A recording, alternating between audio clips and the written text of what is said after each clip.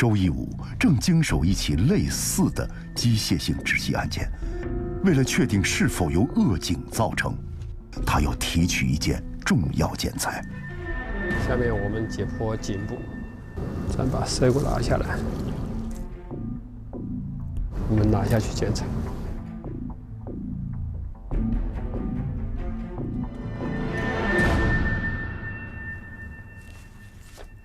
请上午0飞行1号舌骨。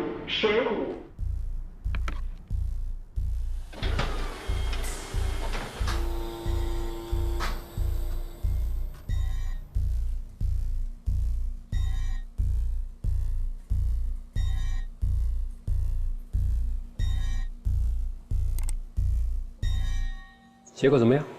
这个你来看一下。哎，这个拍的挺好的。好像右侧的舌骨大角有一个骨折，我们放大看一看。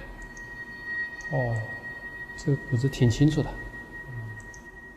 那么这个现象和我们尸体解剖发现怀疑扼颈致死的结果是相符合的。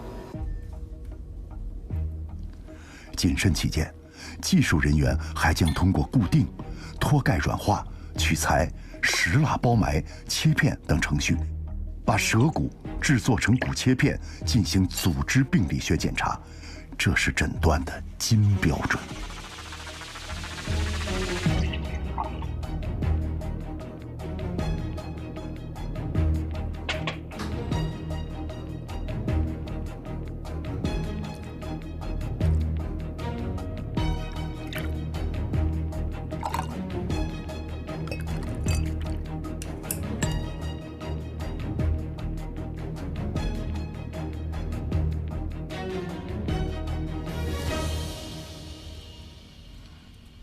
显微镜下，舌骨骨折出血的情况清晰可见。